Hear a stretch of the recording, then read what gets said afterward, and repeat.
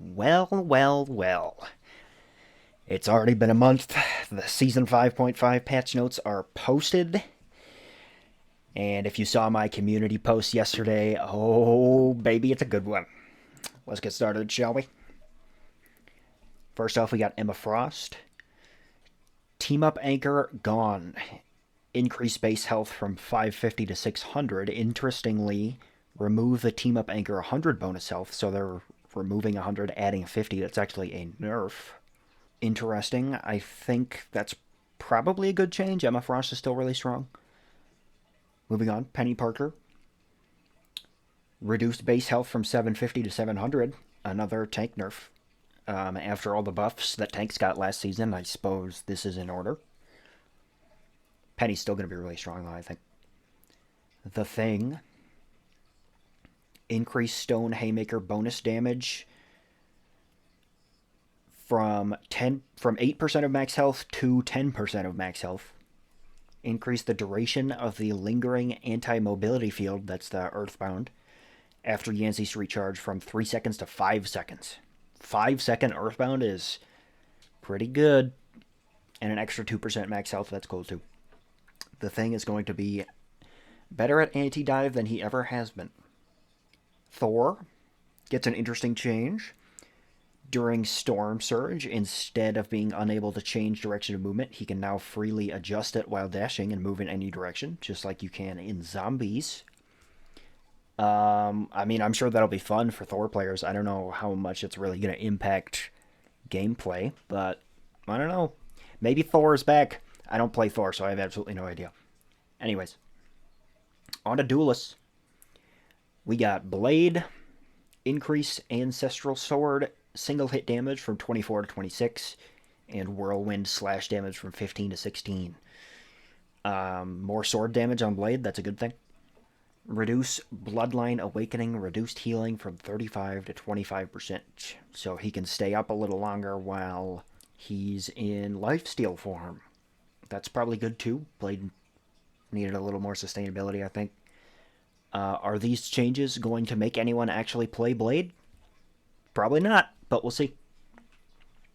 Daredevil. Remove Team Up Anchor 25 bonus health. That's good. Daredevil gets a little bit of a survivability nerf. I think that was very much in order. Human Torch. A couple of changes here. Fire Cluster. Slightly reduce projectile spread. Increase single cast projectile damage from 5 to 5.5, which is notably what it was before his last nerf, so they reverted that damage. Adjust maximum fall off from 60% at 30 meters to 60% at 20 meters.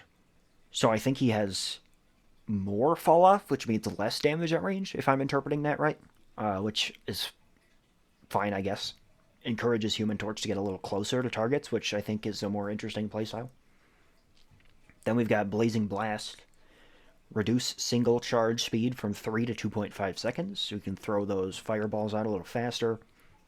Increase hit damage from 40 to 45. Human Torch took a serious hit with his last nerfs, so maybe these buffs will see him get played a little more often. Phoenix. Another buff for Phoenix, which is crazy. She already got buffed last patch. During Endsong Inferno, her ultimate, increase Phoenix summon health from 400 to 500. So it'll take more team focus to shoot down that Phoenix while she's coming down. That's annoying, and I think it's unnecessary. I think Phoenix is already incredibly strong, and she does not need buffs. But here we are, giving her buff after buff after buff. So, I don't know what to say. Kind of disagree with that one. Psylocke. Increase energy cost of ultimate ability from 2,800 to 3,400. That is a significant ult charge increase, or ult cost increase, I should say. That's good. Maybe this will discourage the, ult bot playstyle, because the best way to play Psylocke with the last patch is kind of just to, frontline and farm ult and just only make plays with your ult, which I think is really boring. I think her ultimate itself is still overpowered, and increasing the cooldown of that doesn't really help, but this is a step in the right direction if you ask me. Anyways, we got Scarlet Witch next. Increase charge of Chthonian Burst by Chaos Control hits from 0.08 to 0.1, so you charge your little bursts faster. I think that's cool. Increase Dark Seal projectile speed, that's the stun, from 40 to 60 meters per second, and remove spell field generation delay. So I guess you can like stun people instantly. I guess that's a little more mechanically in-depth, so that's good. Increase Reality Erasure ultimate ability. Enemy pull speed during cast from 2.4 to 3 meters per second. I didn't realize Scarlet Witch pulled enemies in, if that's what I'm reading correctly. I never felt it, if that was the case, so maybe this buff will actually make that like a noticeable mechanic, where you actually get pulled into her ult. Scarlet Witch ult is really hard to get significant value with, so I think this is probably a good change. Next we got Punisher. Increase adjudication damage per hit from 19 to 20. That's his assault rifle, so more assault rifle damage. I don't really think it was needed. I think Punisher was already really good, but I don't know, maybe they have data that suggests otherwise. Then we got Wolverine. Last Stand ultimate ability can now target walls for its landing point. So Wolverine has a lot more flexibility with where he can take you with his ult. I think that's going to be pretty scary. And quite frankly, I'm not looking forward to it. Then we got Strategists. Oh, we're getting to the important stuff here, baby. Just you wait. Gambit. Increase energy cost of Raging Royal Flush, which is his ultimate, from 4,300 to 4,500. That's good. I don't know if this increase is enough, but it is a step in the right direction. Gambit got his ult way too fast, in my opinion. Now he gets a little slower. That's good. I agree with that. Invisible Woman. Increase energy cost of ultimate ability from 43 to 4,500. I agree with this too. I just had a game yesterday where I was piercing through my entire team with Invis, and I farmed ult so incredibly quick, like just beyond broken how fast you can farm your ult with her. So increasing her ult charge is a step in the right direction as well. Then we got Loki.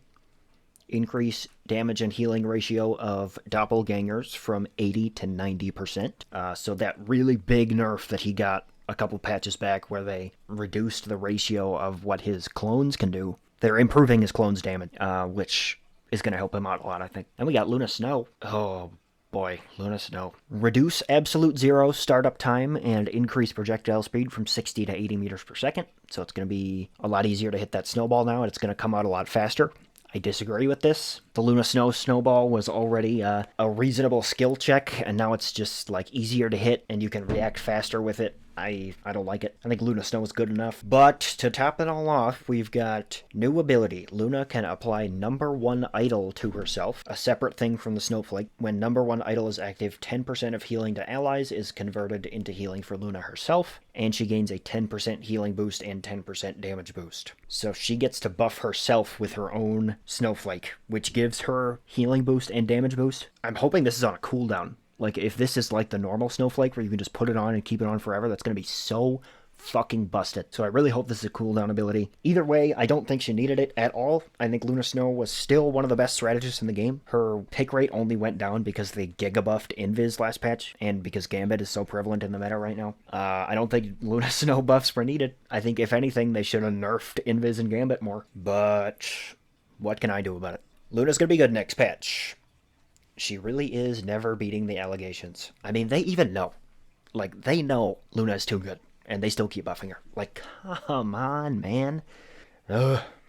Anyways, Rocket Raccoon. Increase energy cost of ultimate from 4,000 to 4,300. That's probably good. Rocket charged his ult a little fast. I think this is a reasonable change, so I will reluctantly take that.